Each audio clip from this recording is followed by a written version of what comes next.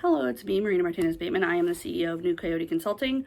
We are an equity and communications consulting firm here in the Pacific Northwest, and this is the Monday update. It's once again coming from you on a Tuesday. This is, of course, Socrates. He's having his little midday nap, so I didn't want to displace him from the couch.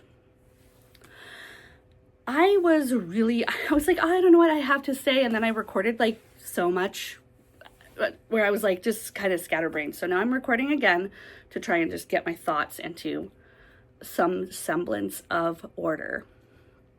And I was really thinking about the protests that happened this past weekend, the hands-off protests where literally millions and millions and millions of people across the US took to the streets, protested, had signs, had all these kinds of things to show just how many of us are against the president right now.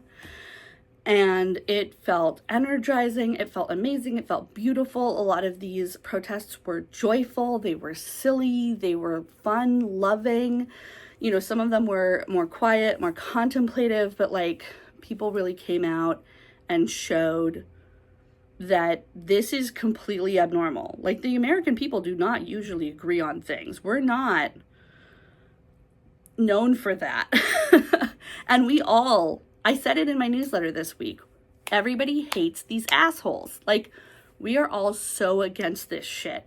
And it's heartening to see that not only have these like wannabe dictators tried to unite us with hatred, right? They've tried to unite us with hatred for trans people. They've tried to unite us with hatred for immigrants, hatred for people of color, hatred for women, all of these things that they've tried to sort of like rally the people around. And the hatred that actually unites us is our hatred of them. Like, it's poetic, it's beautiful. And I think that for those of us who have been in movement building for a long time, who have this experience, and who see people who are coming to this brand new, they haven't been to a protest before, they haven't been part of a resistance movement before, they haven't been part of an opposition before, it is important to remember what we're here for, right? We are here to take back our democracy and stop the enshittification of the US. We are here to restore civil rights. We are here to preserve voting rights. We are here to keep them from deporting our friends and neighbors. We're here to keep them from making our children illegal and erasing gay marriage and all of the stupid fucking things they plan to do. Sell our country off for parts, whatever the fuck they plan. Whatever it is, we're here to stop it. And so when we're working in coalition with people who may be vastly different than us, who may not have anything in common with us at all beyond this goal, that's what we all care about. We have one purpose. When we are together in community fighting for democracy, fighting to curtail the power of the administrative branch, fighting to claw back our civil rights, to reclaim our neighbors from where they have been fucking disappeared to in foreign countries or ICE detention centers or whatever the fuck it is. When we're doing that work, we have one goal. And it doesn't matter what that person goes home to. It doesn't matter what that person thinks in their head. It doesn't matter what they think about us. It doesn't fucking matter. Because this is a coalition. And in coalition building, we make strange bedfellows because at the end of the day, we're all human. And we all have human needs. And even if we have totally different principles, totally different theories, we've lived totally different lives, we personally may have totally different goals, none of us are going to be able to reach our goals if we are living under a dictatorship.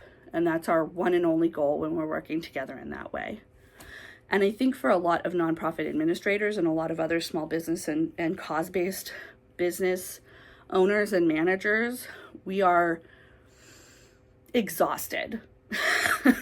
I mean, first of all, we're fucking exhausted, but we're also being further exhausted by the nuances and the sort of minutia of how to administrate in this kind of crisis. What kind of decisions do we make per contracts that we have, per sort of like ecosystems of funding and service that we're in. Like, what do we do here?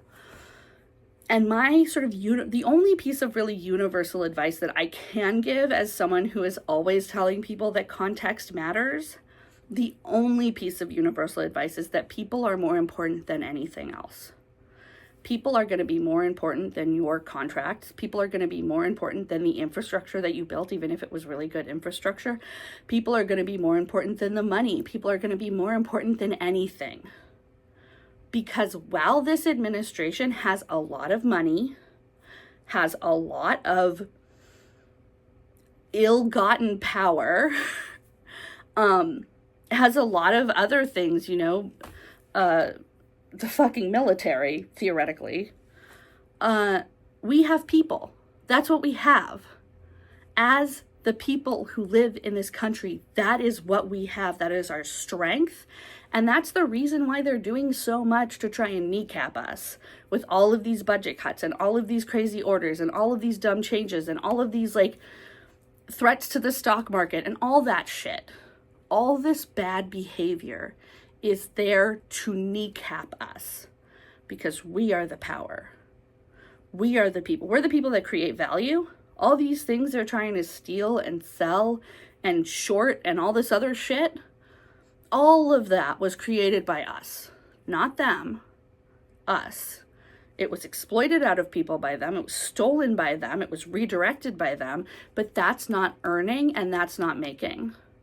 As long as we have the people, we don't need anything else, because the people are the reason that this country has anything at all. The people have built this place. The people run this place. The people make the profit. The people make the product. The people make the market. There's nothing else that we need if we have the people. So remember that. Try and preserve the people as much as possible. Definitely center those most affected. And as long as you got the people, you don't need anything else. You don't need anything else, I promise you. All right. Have a lunch, have a walk, have a weekend. Take the fuck care of yourself, because you're a people and you have value and we need you. Goodbye.